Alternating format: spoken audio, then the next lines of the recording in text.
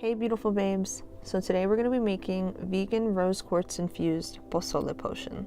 I'm dedicating this video and the recipe to my grandmother, who we lovingly refer to as La Patrona. Here I am setting up a small kitchen altar in her honor so she can be with us while we concoct this magical soup. So here are all the ingredients you guys are going to need. If you check the description below, I will have the full recipe and the ingredient list for you guys to check out. So whenever I'm crafting a recipe for magical intent, I will light some sage or PALO SANTO as a way to clear and cleanse out the area that I'm going to be using of any like old residual vibrations or energies that could interfere with the work I'm trying to do. I also light it as an offering to the vegetables and the water and all the materials we're going to be using for the recipe, the herbs, because all of these things have their own spirit and their own energy, and I believe that they should all be honored. So we're going to be using 4 dried guajillo chilies to start. These chilies are really easy to find. They have a really mild flavor. They're absolutely delicious. I found these at a little Mexican market up the street. So once you have your chiles all ready, what you're going to want to do is you're going to take the tops off, you're going to de-seed them and devein them. A little side tip, if you'd like to save the seeds from the chiles, you could use them to dress candles or use them in spell work. They're incredible for protection magics. So for this part, we're going to take one of your onions. We're going to be using the other onion later. And you can either use white or yellow, whichever you prefer. And you're going to take it and cut it into either a half or a fourth. All we need for this part are just a couple big chunks. So now it's time for the garlic. Go ahead and grab your 4 garlic cloves and take the skins off of them. We don't need to cut them or anything. What we're going to do is just pretty much leave them whole for this part. Now we're going to take the garlic, the onions, and the chile, and we're going to place them into a small saucepan on the stove with about 5 cups of water.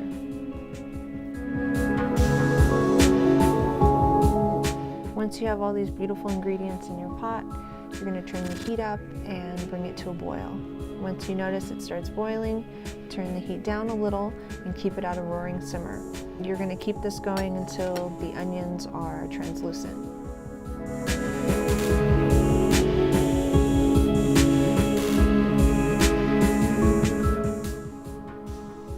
So while your peppers and onions and garlic are melding together on the stove, you're going to go ahead and grab your zucchini and you're going to dice or cut that up however you'd like. I prefer kind of bigger chunks in my soup, but if you want them smaller, you go for it. Once your zucchini is all cut up, go ahead and just place it off to the side.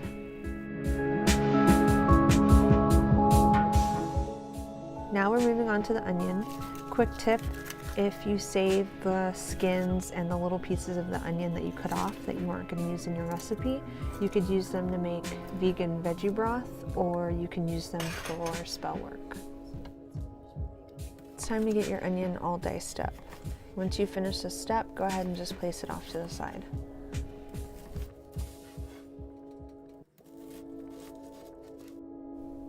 Now it's time for our beans. We're going to go ahead and get the can opened up.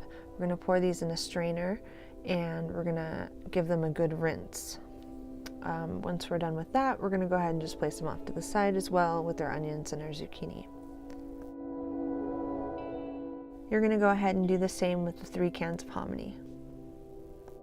This would be a really good time to get your vegetable broth all together and prepared if you're going to be making it from a bouillon like this one.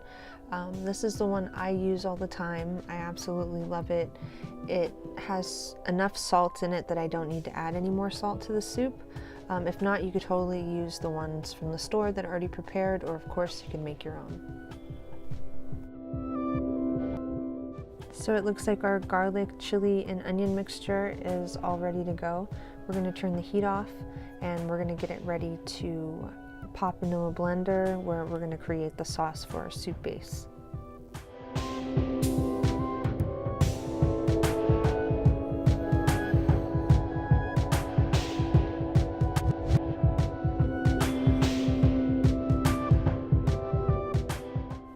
For this step, you are going to need a blender and some tongs or some way to get the hot ingredients out of the pot. You're going to remove the chili, the garlic, and the onions, and you're going to place it into the blender along with a half cup of the water mixture that everything was steeping in. Feel free to add more of the water mixture if you want your chili sauce for the soup base to be runnier, or if you'd like it to be a little spicier. Once everything's in the blender, put your top on and let it rip. Let it puree for about a minute or so. Once your sauce is done, go ahead, place it off to the side with your other ingredients. Okay babes, so now we're gonna grab whatever pot you're gonna use. We're gonna get the pot heated up to medium to high heat, and then we're gonna add 2 tablespoons of whatever oil you prefer. I'm gonna be using olive oil this time, but freak what you feel. So after that, you add the zucchini and the onion, and we're gonna go ahead and saute them. Saute them for about 5 to 7 minutes, just until the onions start to become translucent. I'm gonna add a little bit of cracked black pepper to this as well. Now it's time to add the beans and the hominy that we had sitting off to the side. Once you add them in, go ahead and just give them a really good stir. After that, you're gonna go ahead and grab the chili sauce and pour that into the pot and let it mix together. I'd keep it on the stove for about another minute or 2, just kind of let the flavors meld together. It doesn't have to be too long before you put the broth in.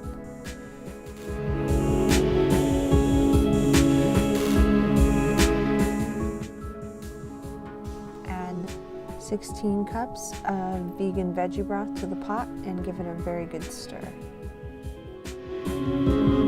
Alright babes, so now it's time for the spices, which is probably my favorite part. Make sure to check out the description below for the correct measurements of each spice. I'm really stoked to be able to use so many of the wonderful botanicals that I use in so much of my spell work in an edible concoction that I'm making for my family as a tribute to the new year. The herbs used in this recipe hold magical significance, and the rose quartz we are using has been vibrationally programmed and charged over the course of about a week on our ancestor altar. In the spell soup, we're using bay leaves, not only for flavor, but for their powerful properties of the manifestation of wishes and desires. This is to help us create space for our visions in 2018. Oregano is used, of course, traditionally in the soup, and in this case, we're using it magically to call upon the energies of health, protection, and luck as we enter the new year. We're also very strong dreamers in this house, so the oregano enhances our ability to conjure up psychic dreams that may hold answers about the future concerning the new year. So I won't be adding the rose quartz directly to the soup because I don't want to damage the precious stone by submerging it in such a hot substance. I will simply be placing it on top of the pot, as this is similar to how gem elixirs are made. I know that the energy from the stone is powerful enough to vibrate through the pot itself. I'm using rose quartz specifically in this soup to infuse the liquids that we're using with the properties of love, healing, and prosperity. My incantation for this soup is, quote, "This soup is a physical representation of the abundance that I feel and the gratitude that I hold for said abundance," end quote. Okay, so now we're gonna get our toppings ready for the soup. You cut all these things up right before you're gonna serve the soup, so everything is kind of cold and crunchy.